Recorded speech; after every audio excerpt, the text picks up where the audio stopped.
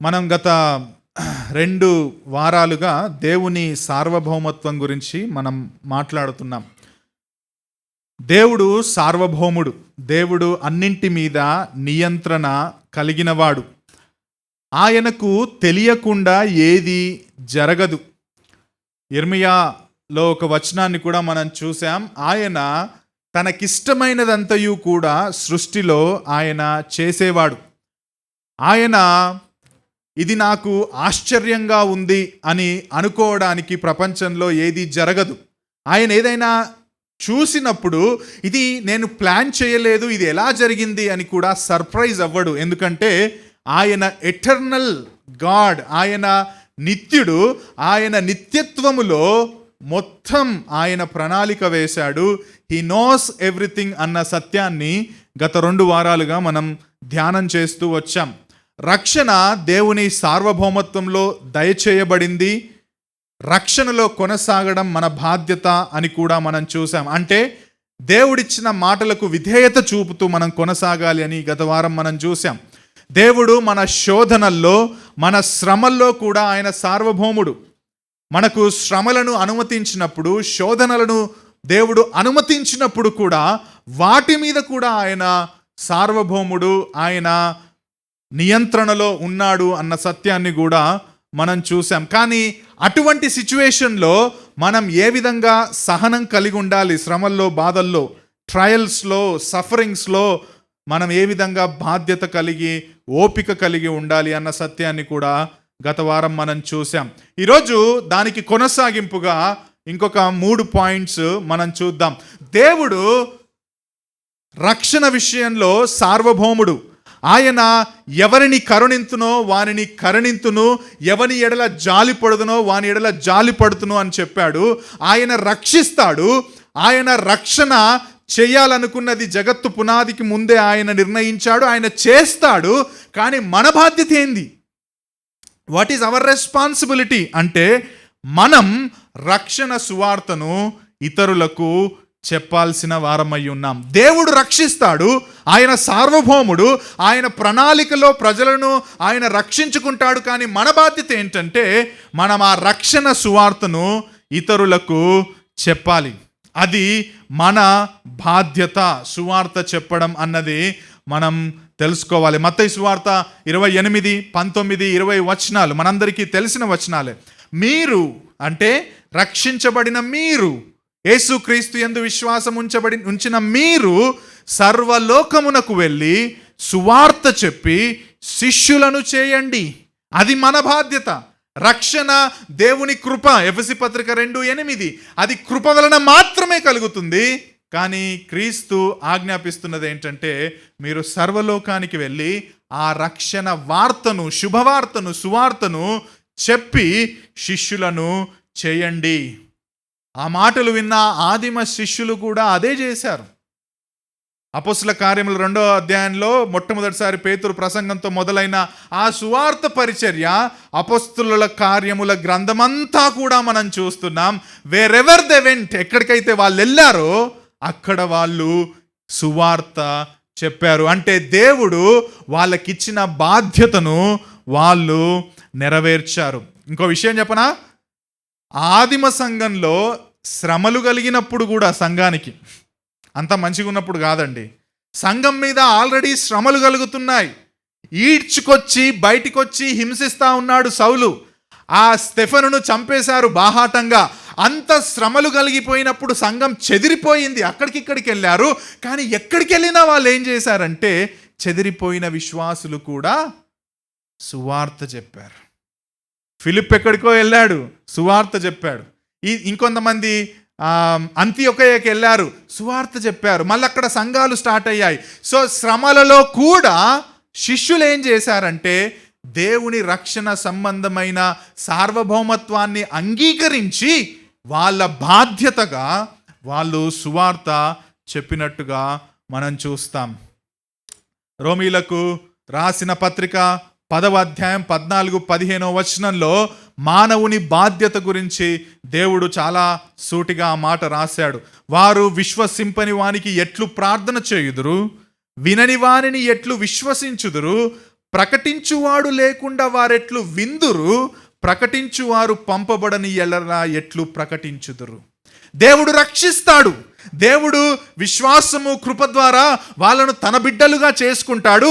కానీ ప్రకటించువారు పంపబడిన ఎడల వాళ్ళు ఎట్లు ప్రకటించుదురు, వాళ్ళు లేకుండా వాళ్ళు ఎట్లు విందురు. అంటే నా బాధ్యత ఏంటంటే మనం ప్రకటించడానికి పంపబడిన వాళ్ళం, మనం ప్రకటన చేయడానికి పిలువబడిన వాళ్ళం. ఏంటా ప్రకటన అంటే యేసుక్రీస్తు యొక్క సువార్త. దేవుడు రక్షిస్తాడు, కొంతమందిని దేవుడు దాటిపోతాడు, రక్షించడు, వదిలేస్తాడు. దేవుడు అది ఆయన సార్వభౌమత్వంలో చేస్తాడు. కానీ నీకు నాకు బాధ్యత ఏంటంటే go and preach the gospel. ఆయనకు తెలుసు ఎవరు జగత్తు పునాది వేయబడక ముందే ఎన్నుకున్న వాళ్ళు, ఎవరు జగత్తు పునాది వేయబడక ముందే రక్షణ కోసం ఎన్నుకోబడని వాళ్ళు అన్న సత్యం ఆయనకు తెలుసు, మనకు తెలియదు.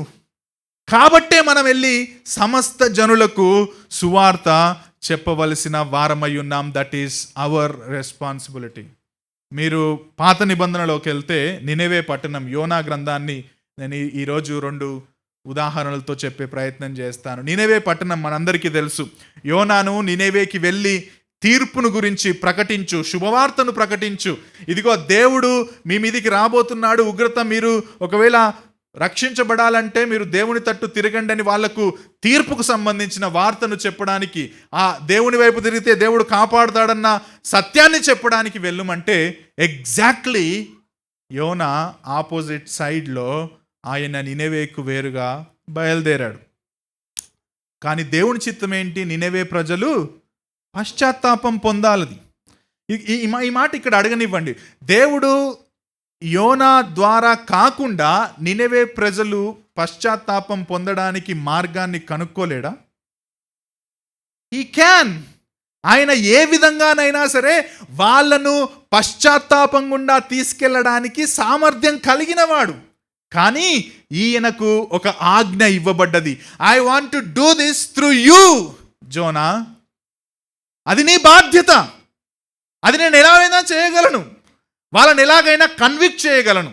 ఒకవేళ అవసరమైతే వాళ్ళ మీదికి నిర్గమాకాండంలో పంపినట్టుగా తెగుళ్లను పంపి కూడా నా వైపు నేను తిప్పుకోగలను. He can do anything. కానీ యోనాకి ఆయన బాధ్యతనిచ్చాడు. You go and preach. వాళ్ళకొక మాట చెప్పు, వాళ్ళకొక శుభవార్త చెప్పు అని చెప్పి వాళ్లకు ఆ వాక్యాన్ని ప్రకటించే బాధ్యతను దేవుడు ఆయన చేశాడు. యోనా ఏం చేశాడు? అవిధేయత చూపాడు. కానీ చివరికి ఎవరి ఉద్దేశం నెరవేరింది? దేవుడి ఉద్దేశం నెరవేరింది. డియర్ బ్రదర్స్ అండ్ సిస్టర్స్, దేవుడు తన చిత్తంలో, తన ప్రణాళికలో ఆయన రక్షిస్తాడు ప్రజల్ని. ఎవరిని రక్షించాలనుకునేది ఆయన ముందే నిర్ణయించాడు. ఆయన రక్షిస్తాడు. ఆయన ఉద్దేశం, ఆయన చిత్తం, ఆయన ప్రణాళిక అది ఎవ్వరు అడ్డగించలేరు. అంత సీన్ ఎవరికి లేదు. అది నెరవేరుతుంది ఎట్ ద ఎండ్. కానీ దాంట్లో యోనాలాగా మనం మన బాధ్యతను నెరవేర్చాలి. యోనా దానికి అవిధేయత చూపాడు, ఆ తర్వాత మళ్ళీ వచ్చాడు. కానీ అల్టిమేట్గా ఆయన చిత్తం నెరవేరింది. కానీ మన బాధ్యత, ఎవరికైతే వెళ్ళి సువార్త చెప్పుమన్నాడో ఆ బాధ్యత మనం నెరవేర్చవలసిన వారమై ఉన్నాం. కాబట్టి సువార్త చెప్పడానికి మనం ప్రతి ప్రయత్నం చేయాలి. జాన్ కాల్విన్ అనే దైవజనుడు 1555లో జెనీవాలో అకాడమీని ఆయన ఎస్టాబ్లిష్ చేశాడు. ఆయన చనిపోయే వరకు ఆ అకాడమీ గుండా hundreds of people gospel work కోసం పంపబడ్డారు. కాల్విన్ అండ్ టీమ్ ఏం చేశారంటే వాళ్ళు ఎవాంజలిస్ట్లను తయారు చేశారు. ఇదిగో మనం వెళ్ళి మీ చుట్టుపక్కల ప్రాంతాల్లో, ఫ్రాన్స్, యాక్చువల్లీ కాల్విన్ ఉన్నదంతా ఫ్రాన్స్ ఏరియాలో, మీరు వెళ్ళి సువార్త చెప్పాలి అని చెప్పి కొంత 100 మందిని ట్రైన్ చేశారు.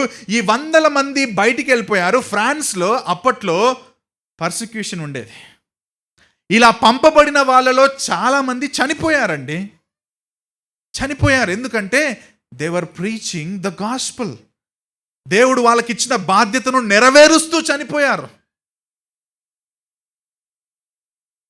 చాలామంది అనుకుంటారు కాల్విన్ అంటే యూనో ఆయన సూత్రాలను పట్టుకొని ఆయన ఎంకరేజ్ చేస్తారు, ఆయన ఒక పెద్ద మూమెంట్ని స్టార్ట్ చేశాడు. కాదు, Calvin believed in the sovereignty of God. Calvin believed in the sovereignty of God. దేవుడు సార్వభౌముడని నమ్మాడు. అందుకే ఆయన ఎవాంజలిస్ట్లను ట్రైన్ చేసి ఆయన పంపాడు. ఎంతోమంది ఎవాంజలిజం చేస్తూ మరణించారు. అండ్ కాల్విన్ చనిపోయేసరికంట ఈ ఎవరైతే వెళ్ళి గాస్పల్ షేర్ చేశారో ఆ తర్వాత చర్చెస్ అయిపోయాయి. మోర్ దెన్ 2000 కంటే ఎక్కువగా ఎవాంజలిజం ద్వారా చర్చెస్ ప్లాంట్ చేశారట. ఎందుకంటే he believed in the responsibility of the human beings. దేవుడు రక్షిస్తాడని ఇంట్లో కూర్చోలేడు కాల్విన్. దేవుడు రక్షిస్తాడు, దేవుడు ఎలాగూ సార్వభౌముడు కాబట్టి ఆయనకి ఇష్టం వచ్చిన వాళ్ళని ఇష్టం వచ్చిన విధంగా రక్షిస్తాడని ఇంట్లో కూర్చోలేదు ఎవ్వరు కూడా. వాళ్ళు లిటరల్గా వాళ్ళ రెస్పాన్సిబిలిటీని ఫుల్ఫిల్ చేయడానికి బయటికి వెళ్ళారు. ఎట్లా వెళ్ళారంటే చావడానికి కూడా సిద్ధపడి వెళ్ళారు. అందులో చాలామంది చచ్చిపోయారు. అల్టిమేట్గా దేవుడు మళ్ళీ దాని ద్వారా సంఘాలను స్థాపించాడు.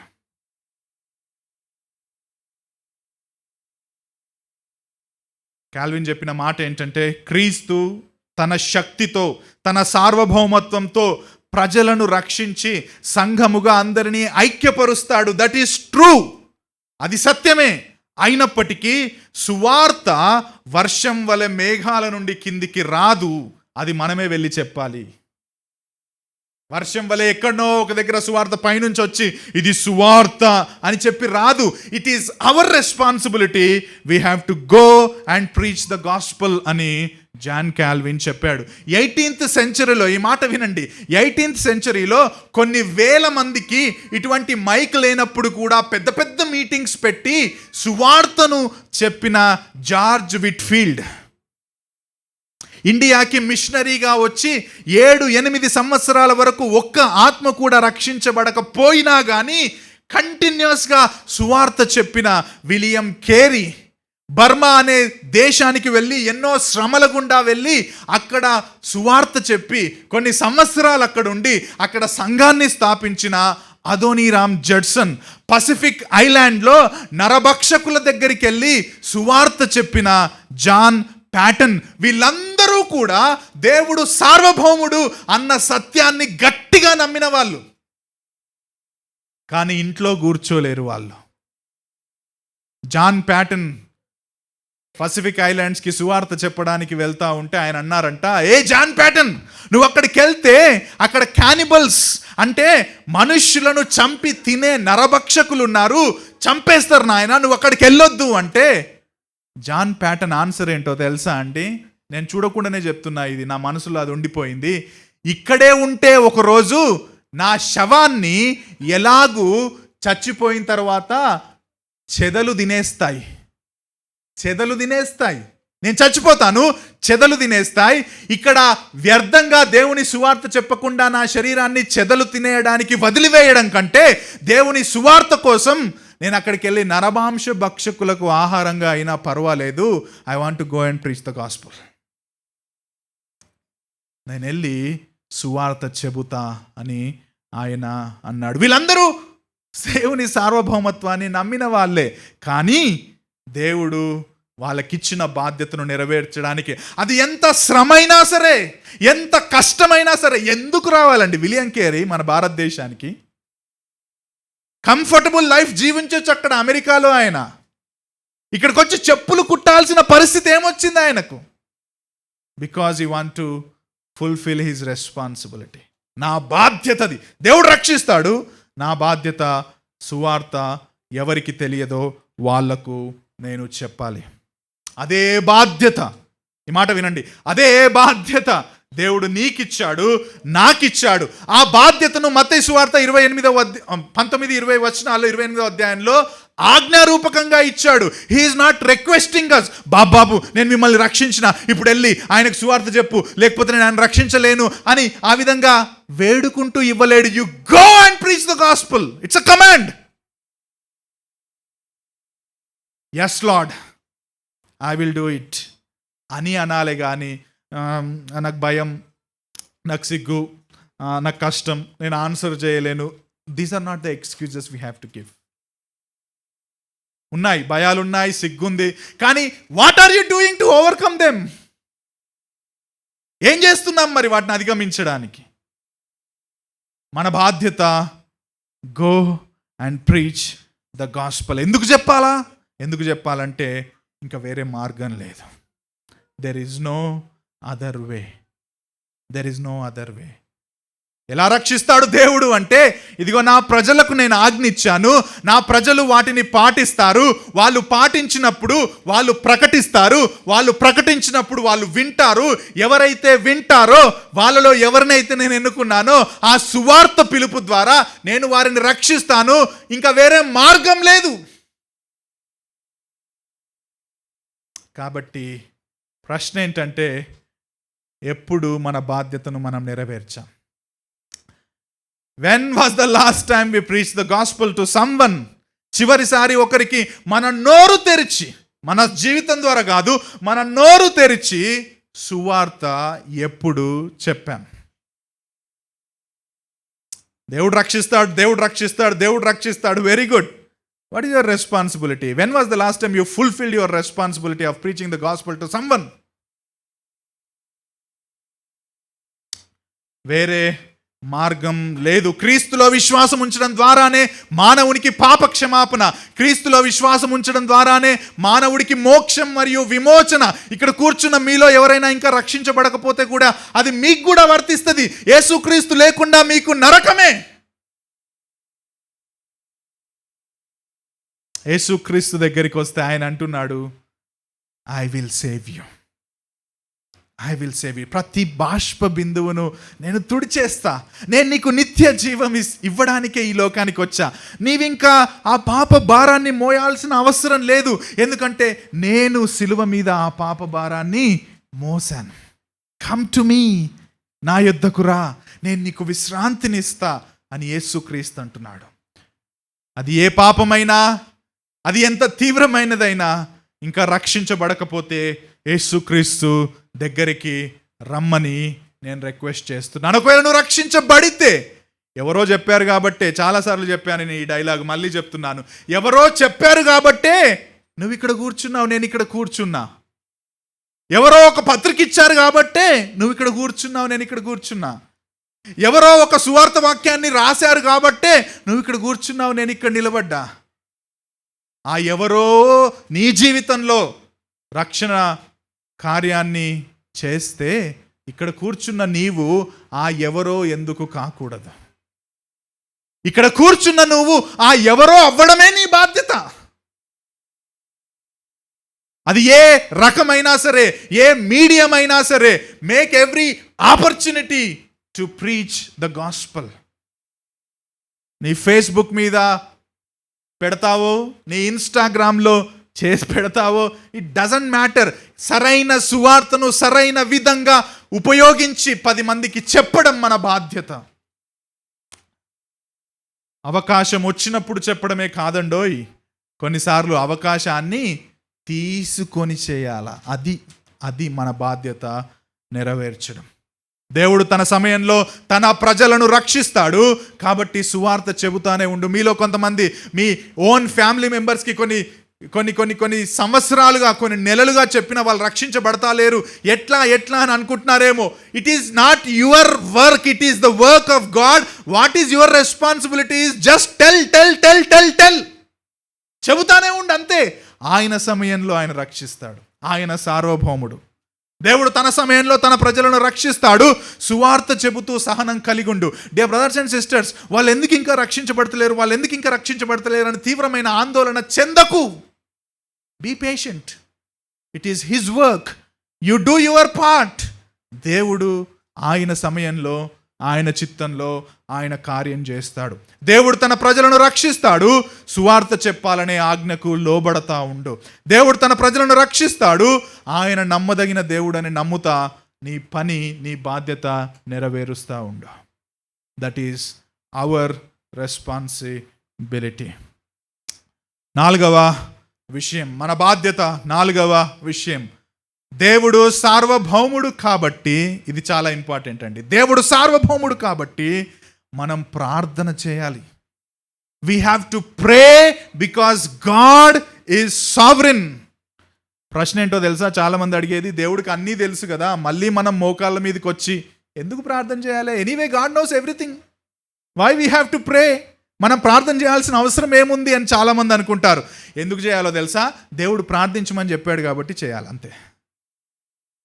వెన్ యూ ప్రే అన్నాడు అంటే నువ్వు ప్రార్థన చెయ్యి, నువ్వు ప్రార్థన చెయ్యి అని ఆజ్ఞాపించావు కాబట్టి నువ్వు ప్రార్థన చేయాలి. ఆయన తన సార్వభౌమ అధికారంలో అన్నింటినీ నియంత్రిస్తున్నాడు. ఆయనకు అన్నీ తెలుసు. ఆ దేవుడే మళ్ళీ నీకు నాకు ఆజ్ఞిస్తున్నాడు, ప్రార్థన చేయండి. దేవుడికి తెలీదా? బై ద వే, మన ప్రార్థన దేవుని ప్రణాళికను మారుస్తుందా? మార్చదు. ప్రార్థనలో దేవుడు మారడు, దేవుడి ప్రణాళికలు మారవు. ఏం మారుతుందో తెలుసా అండి? ప్రార్థించే వ్యక్తి మారుతాడు. ప్రార్థించే వ్యక్తి మారుతాడు. దేవుడు తన బాగా ప్రార్థన చేశాడు, చాలా బాగా ప్రార్థన చేశాడు అని చెప్పేసి తన చిత్తాన్ని, తన సార్వభౌమ ప్రణాళికను చెయ్యడు ఆయన. కానీ ప్రార్థన ఏం చేస్తుందంటే మనల్ని మారుస్తుంది, మన హృదయాన్ని మారుస్తుంది. మనం ఏ విధంగా దేవుని ఎదుట ఉండాలి అన్న సత్యాన్ని మనకు బోధిస్తుంది. అసలు ప్రార్థన అంటే ఏంటి? మనం దేవునితో చేసే సంభాషణ, ఆయన్ను స్తుతించే సంభాషణ, ఆయన మీద ఆధారపడి ఆయనకు మన అవసరాలు తెలిపే సంభాషణ. దేవుడు, మనము ఆయనతో సంభాషించాలని కోరుకుంటున్నాడు. అదే ప్రార్థన. ఆ సంభాషణలో భాగంగా, ఆ ప్రార్థనలో భాగంగా మాత్రమే మనం ప్రార్థన చేయాలి. కానీ దేవుడు అన్నీ చేస్తాడు కాబట్టి నేను సైలెంట్గా ఆయన దగ్గరికి ప్రార్థన చేయకుండా వదిలేస్తాను అని అనుకోవడానికి వీలు లేదు. యోహాను సువార్త 15:7 ఆ మాట చూడండి. యోహాను సువార్త 15:7 నా యందు మీరును మీ యందు నా మాటలు నిలిచి ఉండిన ఎడల మీకేది ఇష్టమో అడుగుడి, అది మీకు అనుగ్రహింపబడును. ఎందుకు చెప్పాడు దేవుడు ఈ మాట?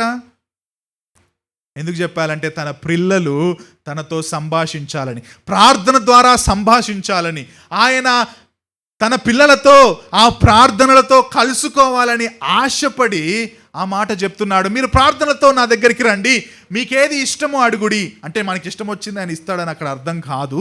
ఆయన చిత్తంలో మనకేది అవసరమో అది ఇస్తాడు. కానీ that intimate relationship through prayer దేవుడు అది కోరుకుంటున్నాడు. కాబట్టి మనం ప్రార్థన చేయాలి.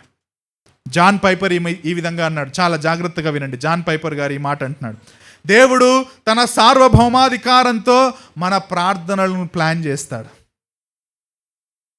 దేవుడు తన సార్వభౌమాధికారంతో మన ప్రార్థనలను ప్లాన్ చేస్తాడు. మన ప్రార్థనలకు సమాధానంగా తాను చేసే విషయాలను ఆల్రెడీ ప్లాన్ చేసినట్లే మన దేవుడు మన ప్రార్థనలను కూడా ప్లాన్ చేస్తాడు. నువ్వు ప్రార్థన చేశావు, అడిగావు, దేవుడు ఇచ్చాడు. ఓకే, సో దేవుడు సడన్గా నువ్వు అడిగావు కాబట్టి ఇచ్చాడా? కాదు. నీ ప్రార్థన ద్వారా ఆల్రెడీ దేవుడు అది ఇస్తానని ముందే ప్లాన్ చేశాడు. సో ఈ ప్రాసెస్లో దేవుడు నిన్ను నన్ను ఏం చేస్తున్నాడంటే ఆయన వైపు తిరిగి ప్రార్థన ద్వారా ఆయన మీద ఆధారపడడానికి మనల్ని ప్రిపేర్ చేస్తున్నాడు. ప్రార్థన ద్వారా మనం అడిగే విషయాలను దేవుడు ముందే ప్లాన్ చేసినట్లు మన ప్రార్థనలను కూడా దేవుడు ప్లాన్ చేస్తాడు. ఒక ఉదాహరణ జాన్ పైపర్ గారు చెప్పారు, వినండి. లూకా సువార్త 22:32. లూకా సువార్త 22:32 పేతురు, యేసుక్రీస్తు ప్రభు పేతురుతో అంటాడు. ఇది ఎప్పుడంటే ఇంకా పేతురు యేసుక్రీస్తు ప్రభు నువ్వెవరో తెలియదు అని చెప్పకముందే. ఓకే, సీమోను ఇదిగో సాతాను మిమ్మును పట్టి గోధుమల వలె జల్లించుటకు మిమ్మును కోరుకొనెను గాని నీ నమ్మిక తప్పిపోకుండానట్లు నేను నీ కొరకు వేడుకొంటిని, నీ మనస్సు తిరిగిన తర్వాత నీ సహోదరులను స్థిరపరచుమని చెప్పాను. ఎప్పుడు చెప్పాడు ఇది? యేసుక్రీస్తు ఎవరో నాకు తెలియదని 3 సార్లు బొంకక ముందే చెప్పాడు. ఓకే, సో ఇది అర్థం చేసుకోవాలంటే పైపర్ గారు ఈ విధంగా అంటున్నారు, పేతురు యేసుక్రీస్తును తృణీకరించడానికి దేవుడు అనుమతించాడు. అంటే అది ఆయన ప్రణాళికలో జరిగింది. అది యేసుక్రీస్తును పేతురు తృణీకరించడం, యేసుక్రీస్తు అంటే ఎవరో తెలియదు అనేది ఆయన పెద్ద ప్రణాళికలో దేవుడు దాన్ని అనుమతించాడు. ఈ విషయం పేతురు ఇలా చేస్తాడని యేసుక్రీస్తుకు ముందే తెలుసు.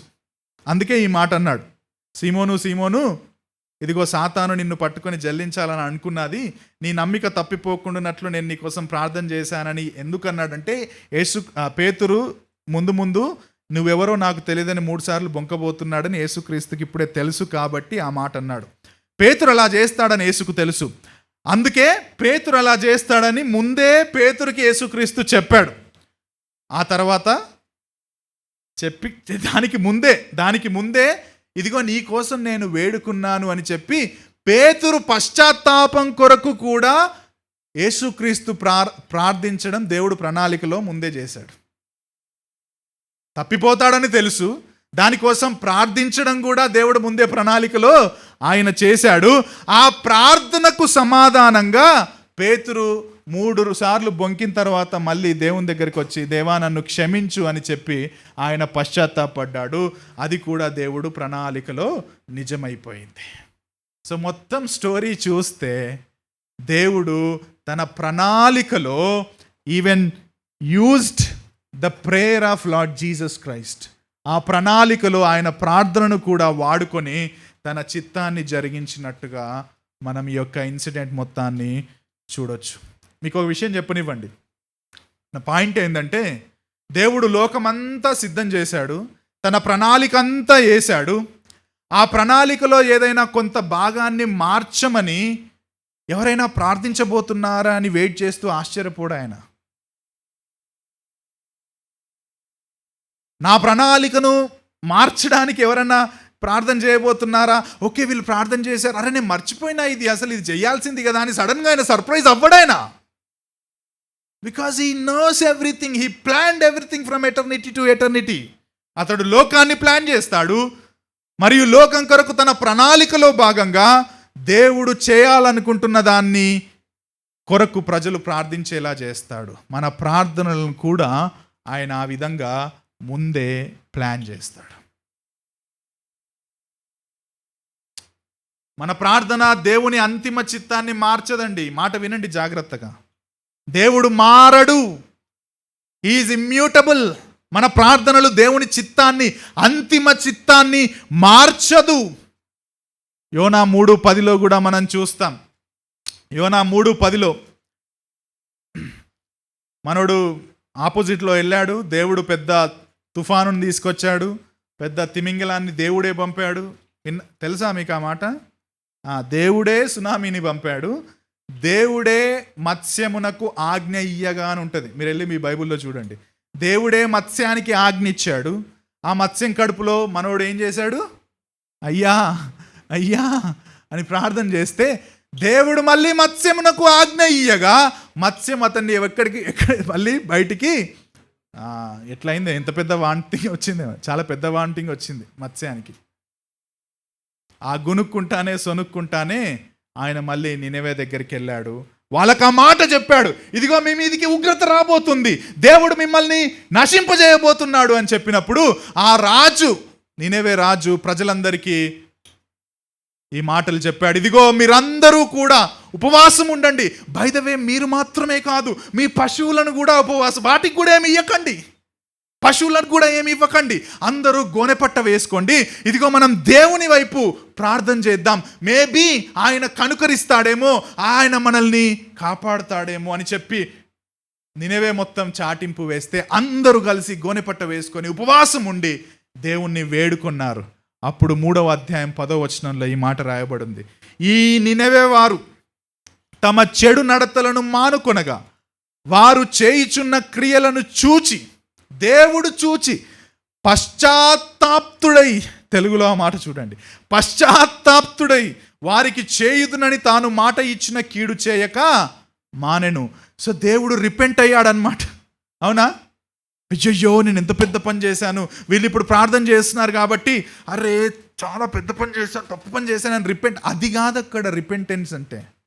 యాక్చువల్ తెలుగులో పశ్చాత్తాప్తుడైన ఉంది, ఇంగ్లీష్లో రిలెంటెడ్ అని ఉంది, రిపెంటెడ్ కాదు, రిలెంటెడ్ అని ఉంది. సో దేవుడు ఏదో తన మనసు మార్చుకొని నేనేదో తప్పు చేశాను, అసలు ఇలా చేయకుండా ఉండాల్సింది అన్న మీనింగ్ అక్కడ కాదు. ద ప్రాబ్లం ఏంటంటే అండి, పదాల యొక్క మీనింగ్ సరిగ్గా మనకు తెలియకపోవడం వల్ల. హీబ్రూలో రిలెంటెడ్ అన్న పదానికి అర్థం ఏంటంటే NACHAM, నా కామ్, నా చాము, నా కాము. ఆర్సి స్ప్రోల్ గారు ఈ విధంగా అంటారు, ఇలా అర్థం చేసుకోవడానికి కారణం ఆ పదం యొక్క అర్థం మనం తెలుసుకోకపోవడం. ఇక్కడ ఆ పదానికి ఉన్న అర్థం ఏంటంటే, ప్రజలు తమ పాపము నుండి మరలిపోయారని దేవుడు ఆదరించబడ్డాడట. He comforted in his heart that people turned from evil. ఆదరించబడ్డాడు అంతే. కావున ఆయన విధించిన తీర్పును ఆయన ఉపసంహరించుకున్నాడు. ఆయన తీర్పును ఉపసంహరించుకోవడం ఆదరించబడడంలో భాగంగా జరిగింది. ఆయన ఏదో నాకు తెలియకుండా ఇది చేశాను అన్నట్టుగా చేయలేదు, కానీ he comforted himself and he withdrew. ఆయన తన తీర్పును ఉపసంహరించుకున్నాడు. బై ద వే ఈ మాట వినండి జాగ్రత్తగా, కీవర్డ్ ఇది. ఇదంతా కూడా ఆయన సార్వభౌమత్వంలోనే జరుగుతుంది. దేవుడికి యోనా ఆపోజిట్లో పోతాడని తెలుసు, మత్స్యాన్ని పంపుతానని తెలుసు, మత్స్యం బయటికి మళ్ళీ కక్కేస్తుందని తెలుసు.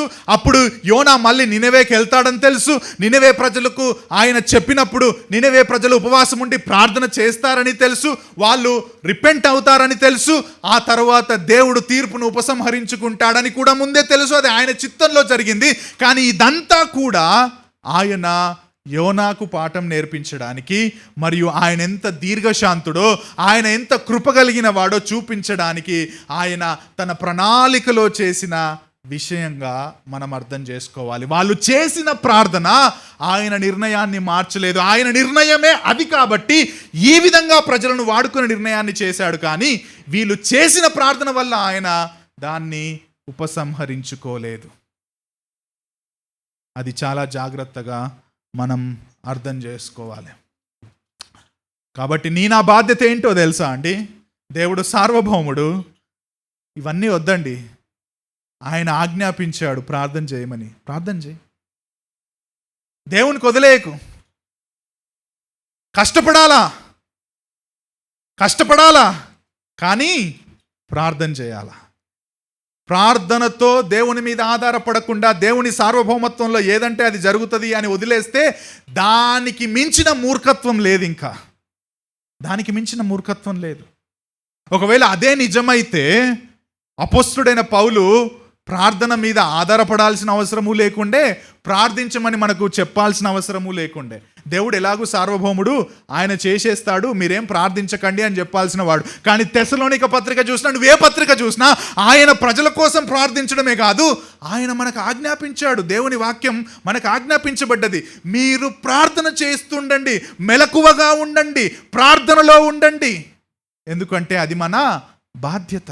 దేవుడు చేస్తాడు తన ప్రణాళికలో, కానీ ఆ ప్రాసెస్లో మన జీవితాలను ప్రార్థన ద్వారా దేవుడు మారుస్తాడు. కాబట్టి మనం ప్రార్థన చేయాలి. చివరిది, 5వది అండ్ చివరిది, దేవుడు సార్వభౌముడు కనుక, వినండి మాటలు జాగ్రత్తగా వినండి. దేవుడు సార్వభౌముడు కనుక మనం ఆందోళన చెందకుండా జీవించాలి. బ్రదర్స్ అండ్ సిస్టర్స్, మన యాంగ్జైటీకి, మన కృంగుబాటుకు కారణమేంటో తెలుసా? మన ఫియర్స్, భయాలకు కారణమేంటో తెలుసా? ఏంటో తెలుసా? దేవుడు సార్వభౌముడని నమ్మకపోవడం, అంతే. సావరెనిటీ ఆఫ్ గాడ్ని పక్కన పెట్టడం, అంతే, ఇంకేం లేదు. నువ్వు చింతిస్తున్నావంటే నీ పరిస్థితిని బట్టి, నువ్వు కృంగిపోతున్నావంటే నీ పరిస్థితిని బట్టి, అది ఎటువంటి పరిస్థితి అయినా భయపడుతున్నావంటే అర్థం ఏంటో తెలుసా? నువ్వు కంట్రోల్ చేద్దాం అనుకుంటున్నావు నీ స్థితిని. Whereas Bible clearly says that you cannot do it. దేవుడు మాత్రమే అన్ని పరిస్థితుల మీద సార్వభౌముడు అని వాక్యం చెబుతా ఉంటే, చింతించి చింతించి చింతించి చింతించి మూరెడు ఎక్కువ కూడా చేసుకోలేని నీవు చింతించి నీ కంట్రోల్లో అన్ని తీసుకోవాలనుకుంటున్నావు. Brothers and sisters, sovereignty of God నిన్ను నన్ను ఏం చేయాలో తెలుసా? ప్రశాంతంగా, ఆందోళన లేకుండా జీవించడానికి ప్రోత్సహించాలి. ఆ విధంగా జీవించడానికి మనం ప్రతి ప్రయత్నం కూడా చేయాలి. ఎందుకంటే ఆయన అనుమతించకుండా ఏది జరగదు, ఆయనకు తెలియకుండా ఏది సంభవించదు. మన కష్టాలు, మన కన్నీళ్ళు, మన సంతోషాలు, మన దుఃఖం, మన వ్యాధులు, మన బాధలు ఇవన్నీ కూడా ఆయనకు తెలియనివి కావు. ఆయన అనుమతించాడు, ఆయనకు తెలుసు. మరి మన బాధ్యత ఏంటంటే ఆ మంచి దేవుడే అనుమతించాడు, ఆయన ఒక ఉద్దేశంతో అనుమతించాడు, ఆయన ప్రణాళికలో అనుమతించాడు, ఆయన దానికి ఏదో ప్లాన్ చేసే ఉంటాడు. I have to be happy. I should not be anxious. Anxiety is killing many people. Then diabetes, తెలుసా అండి? హైపర్ టెన్షన్, చింత చింత చింత, తర్వాత డిప్రెషన్, కృంగిపోయి చచ్చిపోతున్నారు. రీసెంట్గా ఒక తెలుగు న్యూస్ యాంకర్ కూడా చనిపోయింది మొన్న. నోబడీ ఎక్స్పెక్టెడ్ అంట. ఆ అమ్మాయి పేరు కూడా Swechha. All of a sudden ఆత్మహత్య. నెవర్ ఎక్స్పెక్టెడ్ అట. ఆమె జీవితంలో అట్లా చేస్తుందని కూడా ఎక్స్పెక్ట్ చేయలేరట. చింత, depression, anxiety is killing many people. Then hypertension and diabetes. మన బాధ్యత ఏంటి? మన బాధ్యత ఏంటి? ఫస్ట్ థింగ్, చింత, ఆందోళన చెందకుండా ఆయన సార్వభౌమత్వానికి మనల్ని మనం అప్పచెప్పుకోవడమే. మత్తయి సువార్త 6:31-34. మత్తయి సువార్త 6:31-34. కాబట్టి ఏమి తిందుమో, ఏమి తాగుదుమో, ఏమి ధరించుకొందుమో అని చింతింపకుడి. ఏ బట్టలు వేసుకోవాలి, ఏం తాగాలి, ఏం తినాలి అని చింతించకుడి. ఎవరు చింతిస్తారంట వీటి గురించి? అన్యజనులు. అన్యజనులు అంటే పాయింట్ ఇక్కడ, బైబిల్ దేవుణ్ణి ఎరగని వారు, దేవుడు ఎవరో తెలియని వాళ్ళు వాటి విషయంలో ఆలోచిస్తారు. అంటే అర్థమేంటో తెలుసా? ఇక్కడ ఆగుదాం కొద్దిసేపు. అన్యజనులు వాటి విషయమై విచారింతురు అంటే అర్థమేంటో తెలుసా? ఇదిగో మీరు నా జనులు, మీరు విచారించొద్దు వీటి గురించి. మీరు నా ప్రజలు, వీటి గురించి మీరు ఆలోచించొద్దు, ఎక్కువగా చింతించకండి వీటి గురించి. దేని గురించి చింతించాలి? పాజిటివ్ చింత ఏంటంటే ఆయన రాజ్యమును నీతిని మొదట వెతుకుడి. ఇవన్నీ మీకు కావాలని మీ పరలోకపు తండ్రికి తెలియను. డియర్ బ్రదర్స్ అండ్ సిస్టర్స్, మనకేం కావాలో మనకు తెలియడం కంటే ఎక్కువగా మన పరలోకపు తండ్రికి మనకేం కావాలో తెలుసు. అండ్ మన ప్రాబ్లం ఏంటంటే మనకేం కావాలో మన పరలోకపు తండ్రికి తెలియదన్నట్టుగా, మనకేం కావాలో మనకే తెలుసు అన్నట్టుగా మనం ప్రవర్తించడమే మన problem. No, he knows better than you knowing you. నీ గురించి నీకు తెలియడం కంటే నీ పరలోకపు తండ్రికి నీ గురించి ఎక్కువగా తెలుసు. నువ్వేం చేయాలి, నేనేం చేయాలంటే ఆయన రాజ్యాన్ని, ఆయన నీతిని వెతకండి, అప్పుడు అవన్నీ మీకు అనుగ్రహింపబడును. ఇదిగో ఆయన రాజ్యాన్ని, నీతిని వెతికితే ఆయన అనుగ్రహిస్తా అంటున్నాడు. మనం ఏం చేస్తామంటే ముందు వీటిని వెతుకుతుంటా ఉంటాం. Quite opposite. We all are Jonahs అండి, గుర్తుపెట్టుకోండి. జోనాని పాపం తిట్టకండి. ఆయన చాలా యథార్థంగానే ఆ మాట అన్నాడు. అరే భయ్యా, నువ్వు నన్ను అటు పంపిస్తున్నావు, నువ్వు కృపగలిగిన దేవుడవు, నువ్వు వాళ్ళని రక్షిస్తావు అసలు అని ఓపెన్గానే పోయిండు ఆయన. కానీ మనం ఇంకా డేంజర్, మనం లోపల పెట్టుకొని పోతాం. దేవుడికి తెలుసు, నీకేం కావాలో తెలుసు, అనుగ్రహిస్తాడు. మొదట ఆయన రాజ్యాన్ని వెతకండి. రేపటిని గురించి చింతింపకుడి. రేపటి దినం దాని సంగతులను గురించి చింతించును. ఏనాటి కీడు ఆనాటికి చాలు. డియర్ బ్రదర్స్ అండ్ సిస్టర్స్, మీరు ప్లాన్ వేసుకోవాలా.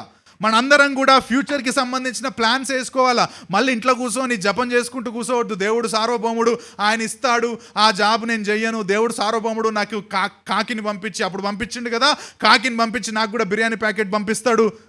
ఫూలిష్నెస్ అది. మనం కష్టపడాలా, మనం ప్రణాళికలు వేసుకోవాలా, మనం పని చేయాలా. ఎందుకంటే దేవుడు సోమరితనాన్ని పాపం అంటున్నాడు. అయితే ఏం తింటామో, ఏం ధరించుకుంటామో, రేపటికి ఎలా, నా పిల్లలకి ఎంత పెద్దగా డబ్బు పోగేయాలి, ఇవన్నీ కూడా తీవ్రమైన ఆలోచనలు కలిగి ఆందోళనలతో జీవించడం మాత్రం మన బాధ్యత కాదు. That is not our responsibility. విషయం చెప్పనా, అదే రెస్పాన్సిబిలిటీగా ఫీల్ అవుతున్నారు చాలామంది. చింతించడం నీ బాధ్యత కాదండోయ్.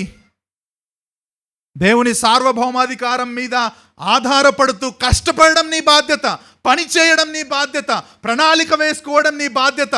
ఎంత ఖర్చు చేయాలి, ఎంత ఖర్చు చేయకూడదు, ఎక్కడ ఖర్చు తగ్గించుకోవాలి, ఇవన్నీ ప్లాన్ చేయడం నీ బాధ్యత. ఎలాగూ చేస్తున్నాం, అయిపోయి వచ్చేసినాయి 40 ఏళ్ళు, ఇంకో వస్తుండేమో జల్దీ, ఏముందిలే కాదు. ఆయన వచ్చేంత వరకు చింత లేకుండా జీవిస్తూ ఆయన మీద ఆధారపడడం నీ బాధ్యత. రెండవది, ఈ మాట చెప్పనివ్వండి, తీవ్రంగా నువ్వు చింతిస్తున్నావంటే, తీవ్రంగా నువ్వు యాంగ్జైటీ ఫీల్ అవుతున్నావంటే దట్ ఈజ్ ఐడోలేటరీ, విగ్రహారాధన. తీవ్రమైన చింత, తీవ్రమైన ఆందోళన ఒక రకంగా విగ్రహారాధనను దేవుడు చాలా పాపంగా, తీవ్రమైన పాపంగా పరిగణించాడు. మనం ఆలయాలకు వెళ్ళి విగ్రహాల ముందు మోకరించమండి, మనం ఆలయాలకు వెళ్ళి విగ్రహాలను పూజించమండి, కానీ గుండెలో మన హృదయాల్లో విగ్రహాలను పెట్టుకుంటాం. మన హృదయాల్లో విగ్రహాలను నిలువెత్తుగా ప్రతిష్ఠించుకుంటాం. మనం అది డబ్బు కావచ్చు, బంగారం కావచ్చు, బట్టలు కావచ్చు, పిల్లలు కావచ్చు, భార్యాభర్త కావచ్చు, ఇంకేదైనా కావచ్చు, ప్రతిదీ మనకు విగ్రహం అయ్యే అవకాశం ఉంది. బ్రదర్స్ అండ్ సిస్టర్స్, నువ్వు దేని విషయమైనా తీవ్రంగా చింతిస్తున్నావంటే అది నీకు విగ్రహారాధన. ఇంతకుముందు చెప్పినట్టుగా నువ్వు చింతించడం నీ కంట్రోల్లో పరిస్థితులు తీసుకోవాలనుకోవడమే. నువ్వు చింతించడం నీ కంట్రోల్లోకి పరిస్థితులు తీసుకోవాలనుకోవడమే. నువ్వు చింతించడం వల్ల నీ ఎత్తేమన్నా పెరుగుతుందా? నువ్వు చింతించడం వల్ల పరిస్థితులు మారిపోతాయా? నువ్వు చింతించడం వల్ల ఒక పెద్ద ఆశీర్వాదం నీకు సడన్గా వచ్చేస్తుందా? రాదు. ఇవన్నీ ఎవరు చేస్తారంటే దేవుడు చేస్తాడు. సో దేవుడు చేసే పనిని నువ్వు చేద్దాం అనుకోవడం విగ్రహారాధన. You are replacing God over your situations, and that is what idolatry is. Brothers and sisters, anxiety ఉంటుంది అని నేను దాన్ని పూర్తిగా ఇగ్నోర్ చేయట్లేదు.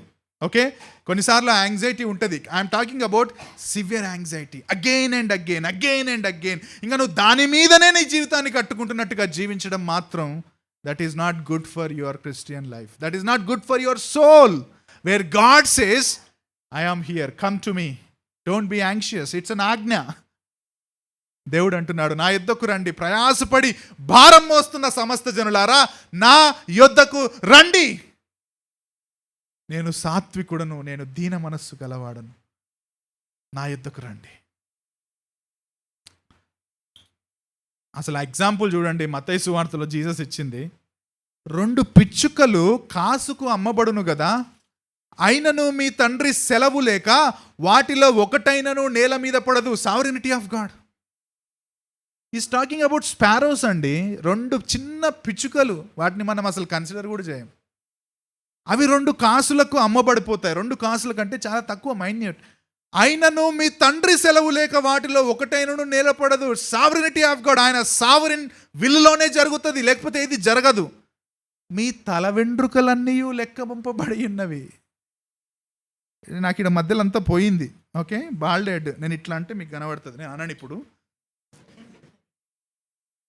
ఈ పెద్ద ఇంపార్టెంటా? కొంతమందికి ఇంపార్టెంట్, రైట్? చాలా ఇంపార్టెంట్ అసలు ఇదంతా. కానీ పెద్ద ఇంపార్టెంట్గా తల వెంట్రుకలు ఏముంది దాంట్లో, పోతాయి అవి, గుండె అవుతుంది తర్వాత. కానీ వాటిని కూడా దేవుడు అంటున్నాడు లెక్కింపబడి ఉన్నవి కనుక. అంటే పాయింట్ ఏంటంటే అన్ని విషయాల్లో నేను కేర్ తీసుకుంటా నీ గురించి. మైన్యూట్ విషయాలు కూడా నా కంట్రోల్లో ఉన్నాయి. ఎన్ని ఎంట్రుకలు పడాలి రోజుకు తెలుసా మీకు? ప్రతిరోజు ఎన్ని ఎంట్రుకలు పడతాయి హ్యూమన్ బాడీ నుంచి తెలుసా? వెళ్ళి గూగుల్ సెర్చ్ చేయండి, నాకు కూడా గుర్తులేదు. పడతాయి మొత్తానికి. అయితే ఏ వెంట్రిక కింద పడిపోకుండా మన బాడీ మీద ఉంటే మన శరీరం కనబడదు. ఓకే, మొత్తం ఏం కనబడుతుంది? హెయిరే కనబడుతుంది. థ్యాంక్ గాడ్ హెయిర్ పోతుంది ఎవ్రీడే. ఓకే, సో పాయింట్ ఏంటంటే దేవుడు ఆ చిన్న విషయాలు కూడా మన గురించి పట్టించుకుంటాడు. నువ్వెందుకు అంత చింతిస్తున్నావు? నీ తల వెంట్రుకలు కూడా నాకు తెలుసు ఎన్నున్నాయో. వాటిని కూడా నా కంట్రోల్లో నేను ఉంచుకున్నా, నేను అంతగా నీ పట్ల కేర్ తీసుకుంటుంటే, నా నియంత్రణలో నువ్వు అంతగా సేఫ్గా సెక్యూర్గా నేను ఉంచుకుంటా ఉంటే నువ్వు ఎందుకయ్యా అంత టెన్షన్ పడుతున్నావు? ఎందుకు అంత ఓవర్ యాంగ్జైటీ చెందుతున్నావు? I will take care of you. I am there for you. I will bless you. I know what are the plans I have for you. Don't worry. Worry is a sin. My dear brothers and sisters, తీవ్రమైన చింత పాపం. ఆ పాపం చేయకండి. వ్యభిచారం చేయకపోవచ్చు మనం, కానీ worry worth both are same. Consequences డిఫరెంట్గా ఉంటుండొచ్చు, కానీ వర్రీ ఈజ్ సిన్. చింత మంచిది కాదు. దేవుని వైపు తిరగడం మన బాధ్యత. ఫిలిప్పీ 4:6 దేనిని గూర్చియు చింతపడకుడి. బ్రదర్స్ అండ్ సిస్టర్స్, ఎన్నిసార్లు చెప్తున్నాడు చూడండి దేవుడు, దేనిని గూర్చియు చింతపడకుడి, కానీ ప్రతి విషయములో నువ్వు ప్రార్థన విజ్ఞాపనముల చేత కృతజ్ఞతాపూర్వకముగా మీ విన్నపములు దేవునికి తెలియజేయుడి. దేని గురించి చింతించొద్దు అంటున్నాడు, కానీ ఏం చేయమంటున్నాడంటే ప్రతి విషయాన్ని ప్రార్థన విజ్ఞాపనలతో దేవునికి తెలియజేయడి. He is sovereign, he knows everything. దేవుడు అంటున్నాడు, you come to me through prayer, that is your responsibility. Don't stress yourself. ఎక్కువ స్ట్రెస్ చేసుకోకండి మిమ్మల్ని మీరు, నా దగ్గరికి ప్రార్థనలో రండి అని చెప్పి దాని కింద వచ్చిన చూడండి. Please open Philippians chapter 4:6-7. ఇది చెప్పిన తర్వాత 7వ వచనం ఎట్లా స్టార్ట్ అవుతుందో చూడండి. అప్పుడు ఎప్పుడంట? యాక్చువల్లీ ఇంకొంచెం పైకి వెళ్దామా? ఇది 7వ వచనం కదా, 5వ వచనం నుంచి 4వ వచనం నుంచి చదువుదామా? 4వ వచనంలో ఏముంది? మనందరికీ తెలిసిన వచనం కదా, ప్రభువునందు ఆనందించుడి, మరలా చెప్పుదును ప్రభువునందు. ఈ మాట సీక్వెన్స్ చూడండి, ఇప్పుడు కాంటెక్స్ట్ మాట్లాడుతున్నాం. ప్రభువునందు ఆనందించుడి. అండ్ బై ద వే, పౌలు ఫిలిప్పి జైల్లో ఉండి రాస్తున్నాడు. ఓకే, మనోడే శ్రమల్లో ఉన్నాడు. మనోడు ఇంకోల్ని ఆనందించుడి అని చెప్తున్నాడంటే నా దగ్గర ఉంటేనే నేను ఇతరులకు చెప్తా, అంతేనా? నా దగ్గర 5 లక్షలు ఉంటేనే ఎవరైనా నాకు 1 లక్ష రూపాయలు కావాలంటే ఇస్తా. నా దగ్గర 5 పైసలు లేకుండా నేను 1,00,000 ఇస్తానా? ఓకే, నా దగ్గర ఉంటేనే what we possess, what we have, then we can give to others. ప్రభువునందు ఆనందించుడి అని పౌలు ఇతరులకు చెప్తున్నాడంటే అర్థం ఏంటంటే ముందు మనోడు ఆనందంగా ఉన్నాడని అర్థం. ఎక్కడున్నాడు ఆనందంగా? బై ద వే, శ్రమల్లో ఉండి నేను ఆనందంగా ఉన్నాను కాబట్టి మీరు కూడా ప్రభువునందు ఆనందించుడి. ఓకే, ఫస్ట్ థింగ్ ఏంటంటే we have to be happy in the Lord. Rejoice in the Lord, whatever be the situation, rejoice in the Lord. సెకండ్ది ఏంటి? 6వ వచనంలో, డోంట్ స్ట్రెస్ యువర్ సెల్ఫ్, చింతపడకండి. రిజాయిస్, ఆనందంగా ఉండండి, చింతపడకండి. ఇదిగో ప్రతి విషయాన్ని మీరు ఏం చేయండి అంటే మీ బాధ్యతగా ప్రార్థనతో దేవునికి అప్పచెప్పండి. అప్పుడు 7వ వచనం దగ్గరికి వద్దాం. అప్పుడు అది పాయింట్. అక్కడ ఆనందంగా ఉండడం, చింతపడకుండా ఉండడం, ప్రార్థన చేస్తూ దేవుని దగ్గరికి వెళ్ళినప్పుడు అప్పుడు ఏమనుందండి? సమస్త జ్ఞానమునకు మించిన దేవుని సమాధానము యేసుక్రీస్తు వలన మీ హృదయములకును మీ తలంపులకును కావలియుండును. మన హృదయాలకు దేవుని సమాధానం ఎందుకు కావలి ఉండట్లేదు అంటే, మన హృదయంలో ఎందుకు సమాధానం ఉండట్లేదంటే మనం స్ట్రెస్ని ఓవర్ ఎంఫసైజ్ చేస్తున్నాం, దేవునితో ఆనందాన్ని తీసేసాం, మనం కంట్రోల్ చేద్దాం అనుకుంటున్నాం. మన కష్టాలు, కన్నీళ్ళు, బాధలు వీటన్నింటినీ హైలైట్ చేసి ఆనందాన్ని పక్కన పెట్టాం, స్ట్రెస్ని పోగేసుకున్నాం, ప్రార్థన చేయట్లేదు. కాబట్టే సమాధానము మనకు కావలి ఉండట్లేదు. బ్రదర్స్ అండ్ సిస్టర్స్, సమాధానం నీ జీవితంలో లేకపోతే remove the stress button, delete it. పాపముతో ఉన్నన్ని రోజులు స్ట్రెస్ ఉంటుంది మనకు. నా point, don't give your heart too much to it. Overcome. Pastor గారితో మాట్లాడతావో, పుస్తకాలు చదువుతావో, ప్రార్థన ఎక్కువ చేస్తావో, బైబిల్ చదువుతావో, మార్గాలు వెతుక్కో. మార్గాలు చాలా ఉన్నాయి, వచ్చి మాట్లాడు.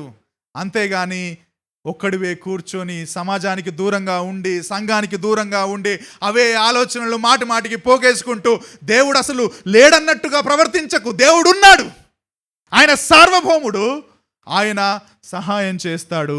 ప్రార్థనతో ఆయనకు మీ విన్నపాలు తెలియచేయుడి. Dear brothers and sisters, this is our responsibility. దేవుడు సార్వభౌముడు, అనుమతిస్తాడు, శ్రమలు అనుమతిస్తాడు, కొన్నిసార్లు బాధలు అనుమతిస్తాడు, కన్నీళ్ళు అనుమతిస్తాడు. కానీ డోంట్ స్ట్రెస్ టూ మచ్. దేవుడు సహాయం చేస్తాడు. ప్రార్థనతో ఆయన సన్నిధికి మనం వెళ్ళాలి. చాలాసార్లు ఈ బాధ్యతను మనం మర్చిపోతున్నామేమో. ఒకసారి పరీక్షించుకుందాం, బాధ్యతను మనం మర్చిపోతున్నామేమో. 5 విషయాలు మనం చూసాం. రక్షణలో దేవుని సార్వభౌమత్వం, మానవుని బాధ్యత మనం చూసాం. శ్రమల్లో దేవుని సార్వభౌమత్వం, మానవుని బాధ్యత మనం చూసాం. సువార్త కార్యంలో దేవుని సార్వభౌమత్వం, మానవుని బాధ్యత మనం చూసాం. కష్టాల్లో, కన్నీల్లో దేవుడు సార్వభౌముడు, చింత లేకుండా ఉండడం మన బాధ్యత అని మనం చూసాం. మీకు ఒక విషయం చెప్పనివ్వండి, ఈ సార్వభౌమత్వం మరియు దేవుని బాధ్యత, ఈ రెండు కొన్నిసార్లు కలిసి అర్థం చేసుకోవడం చాలా కష్టం. How can God B sovereign, how is man responsible? అసలు అయితలేదు ఈ రెండు అని చెప్పి రెండుటిని కలిపి చెప్పడం చాలా కష్టం. వాటి మధ్యలో కన్ఫ్లిక్ట్ ఉంది, వాటి మధ్యలో ఒక ఘర్షణ ఉంది. వాటిని కలిసి అర్థం చేసుకోవడం మన మానవ మేధస్సుకు కొన్నిసార్లు అర్థం కాకపోవచ్చు. దేవుని వాక్యం కూడా ఆ ఘర్షణను చెబుతుంది. దాన్ని అట్లనే ఉంచుదాం. దాన్ని పూర్తిగా అర్థం చేసుకోలేం మనం, ఎందుకంటే వాక్యంలో కూడా అది అట్లనే ఉంది. దాన్ని అట్లనే ఉంచుదాం. నువ్వు దానికి సొల్యూషన్ కనుక్కుందామని ప్రయత్నం చేయక, నీ వల్ల కాదు. You will be disappointed. When the word of God is not clear how both can be reconciled, let it be like that. అట్లనే ఉండనిద్దాం దాన్ని. ఇంకో మాట కూడా చెప్పనివ్వండి, దేవుడు ఏ విధంగా వీటన్నింటిలో సార్వభౌముడు అన్న సత్యం మనకు అసలు అర్థం కాకపోవచ్చు, పూర్తిగా కన్ఫ్యూజింగ్ అనిపించవచ్చు. సరే, ఓకే, దాన్ని అట్లనే ఉందాం. అది మంచిది. మనకు దేవునికి సంబంధించిన అన్ని విషయాలు మనకు అర్థమైతే మనం దేవుళ్ళం అవుతాం. అందుకే ద్వితీయోపదేశకాండం 29:29లో ఈ మాట రాసిబడి ఉంది, రహస్యములు, secret things belongs to the Lord. Yeah, okay, అన్ని మనకు తెలియకపోవడం, ప్రేజ్ ద లార్డ్, హల్లెలూయా. ప్రతి ప్రశ్నకు మనకు జవాబు తెలియకపోవడం, హల్లెలూయా. ఎందుకంటే మనం మనుషులంగానే ఉందాం. సరే, దేవుడి సార్వభౌమత్వం అర్థం కావట్లేదు, ఓకే. మరి మానవుని బాధ్యత అన్నది మాత్రం చాలా క్లియర్గా బైబిల్లో ఆజ్ఞారూపకంగా ఇవ్వబడ్డాయి కదా. దాన్ని కాస్త పక్కన పెట్టి ఇక్కడ ప్రశ్నించుకుందాం, what is my responsibility, what I am doing? ప్రార్థన చేయమన్నాడు, చేస్తున్నావా? సువార్త చెప్పమన్నాడు, చెప్తున్నావా? ప్రేమించమన్నాడు, ప్రేమిస్తున్నావా? ఇతరులను ముందుగా హెచ్చించమన్నాడు, హెచ్చిస్తున్నావా? భర్త భార్యను ప్రేమించాలా, భార్య భర్తకు లోబడాలా, ఇవన్నీ చేస్తున్నామా? పిల్లలకు ఏ ఆజ్ఞ తీసుకోండి, అవన్నీ మన రెస్పాన్సిబిలిటీ కదా. మరి అక్కడ ప్రయత్నం చేద్దాం కదా. సరే, ఇది అర్థం కావట్లేదు, చాలా హెవీ సబ్జెక్టు సార్వభౌమత్వం. That's okay. What about your responsibility? What about my responsibility? Are we making efforts? You know what? We are failing in fulfilling the responsibility. Let's accept it. దాన్ని అంగీకరిద్దాం. మనం దేవుని ఎదుట పశ్చాత్తాపడాలా. మనం, దేవా, నాకు పూర్తిగా అర్థం కావట్లేదు, నువ్వు ఎట్లా కొంతమందిని రక్షిస్తావు, కొంతమందిని ఎట్లా నువ్వు అనుమతిస్తావు ప్రభువా? నరకానికి వెళ్తున్నారు చాలామంది, ఎందుకు ఆపట్లేదు ప్రభువా? నాకు అర్థం కావట్లేదు ప్రభువా అని ప్రశ్నించడం చాలా ఈజీ అండి. కానీ దేవుడు అంటాడు, సరే, అది నాకు వదిలేను ఆయన. ఫస్ట్ నేను నిన్ను సువార్త చెప్పమన్నా కదా, అరే ఆయనని క్షమించమని చెప్పినా కదా. ఎన్నిసార్లు క్షమించాలి దేవా? 70x70. ఎన్నిసార్లు క్షమించినావు? ఒకసారి క్షమించిన. నేను నీకు ఎన్నిసార్లు చెప్పాను? 70 కంటే ఎక్కువసార్లు చెప్పాను. అసలు 70 అనే నంబర్ కూడా కాదు, అసలు అది మెటఫోరికల్ థింగ్. అది నేను నిన్ను ఎన్నిసార్లు క్షమిస్తే నువ్వు ఆయన అన్నిసార్లు క్షమించాలి. నీ బాధ్యత గురించి నువ్వేంటి నాయనా అని జీసస్ అంటాడేమో మనల్ని. ద్వేషించొద్దని చెప్పాను, ప్రేమించమని చెప్పాను, క్షమించమని చెప్పాను. నీ రెస్పాన్సిబిలిటీస్ ఎక్కడ పోయినాయి? సరే, నా గురించి నీకు అర్థం కావట్లేదు, పక్కన పెట్టు, కొద్దిగా పర్లేదు, నేను ఉన్నాను కదా, నేనైతే నిజంగా కదా, నువ్వు నా నియంత్రణ కింద నువ్వు ఉన్నావు. నీ రెస్పాన్సిబిలిటీస్ ఫుల్ఫిల్ చేయి నువ్వు.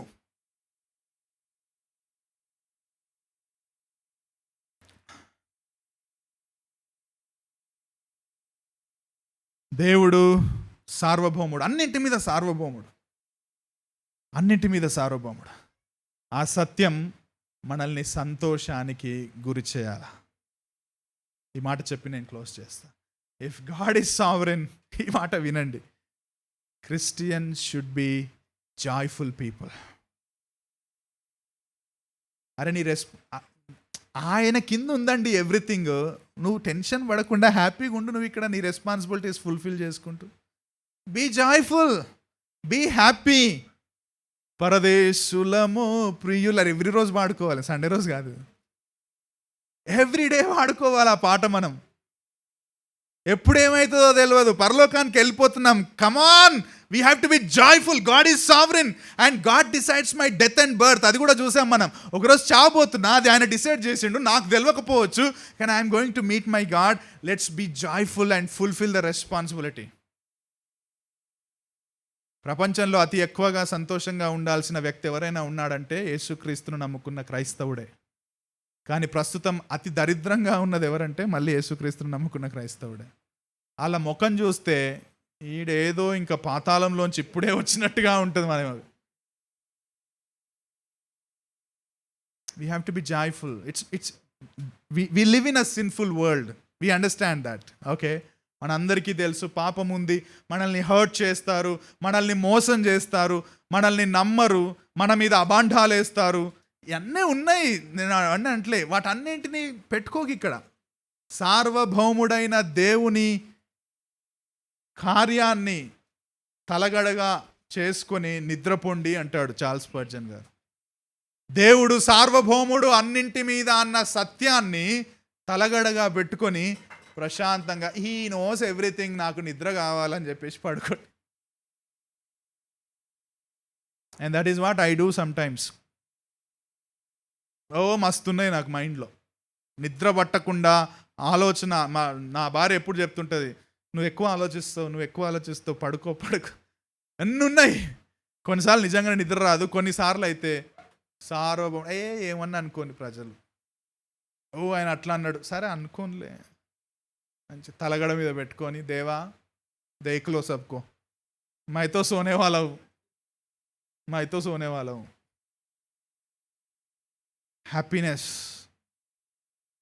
Happiness is very important. God is sovereign. కొన్ని రోజులే అండి, వీఆర్ లివింగ్ కొన్ని రోజులే, ఎప్పుడు వస్తామో తెలియదు. ఆ సార్వభౌముడైన దేవుని సత్యాన్ని తలకడ కింద పెట్టుకొని ప్రశాంతంగా పడుకుందాం. దేవా, ఈ మాటలు 3 వారాల నుంచి వింటున్నాం. నువ్వు సార్వభౌముడవని, అన్నింటి మీద నీకు నియంత్రణ ఉందని, అన్నింటి మీద నువ్వు సర్వాధికారివని,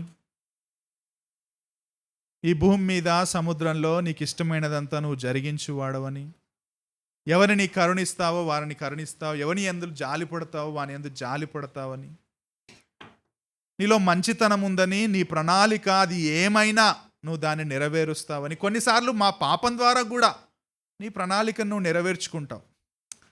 వీటన్నింటిలో నువ్వు చాలా చాలా పెద్దగా, మాకు చాలా ట్రాన్సెండెంట్, అత్యున్నతుడుగా నువ్వు కనబడుతున్నావు. కానీ చాలాసార్లు ప్రభువా, నీ స్థానాన్ని మేము తీసుకోవాలనుకుంటున్నాం, మేము కంట్రోల్ చేయాలనుకుంటున్నాం, మేము చింతించడం ద్వారా పరిస్థితులను మార్చాలనుకుంటున్నాం. మేము చాలాసార్లు నువ్వు రక్షిస్తావులే, మేమెందుకు సువార్త చెప్పాలని సువార్త కూడా చేయకుండా, ప్రార్థన చేయకుండా నీకు వ్యతిరేకంగా చాలా పాపం చేస్తున్నాం కూడా. మమ్మల్ని క్షమించండి ప్రభువా. దేవా, నువ్వు సార్వభౌముడవు, నీ చిత్తాన్ని జరిగిస్తావు, కానీ నువ్వు మాకు రెస్పాన్సిబిలిటీస్ ఇచ్చావు. ఆ రెస్పాన్సిబిలిటీస్ ఫుల్ఫిల్ చేయాల్సిన బాధ్యత మా మీద ఉంది. ఇది మా వల్ల కూడా కాదు సొంతంగా, మళ్ళీ మీ సహాయం మాకు కావాలి. కాబట్టి ప్రార్థన చేస్తున్నాం, సహాయం చేయండి ప్రభువా. మాలో ఉన్న భయాలను, సిగ్గును తీసేసి బోల్డ్గా సువార్త చెప్పడానికి, సువార్తకు తగినట్టుగా జీవించడానికి, మా మాట మా ప్రవర్తన కూడా సువార్తకు తగినట్టుగా ఉండడానికి సహాయం దయచేయండి. దేవా, ప్రార్థనలో కూడా మీ మీద ఆధారపడడానికి, మా హృదయాలు మార్చబడాలనే తత్వంతో ప్రార్థించడానికి, అన్ని సమయాల్లో చింతించకుండా ఆనందిస్తూ నీ యందు ఆధారపడుతూ కొనసాగే కృప నాకు మా అందరికీ దయచేయండి. మా సంఘాన్ని నీ సార్వభౌమత్వం కింద మేమందరం కలిసి జీవించడానికి సహాయం దయచేయమని యేసుక్రీస్తు నామంలో ఈ ప్రార్థన అడిగి వేడుకుంటున్నాం పరమ తండ్రి. ఆమెన్. Thank you.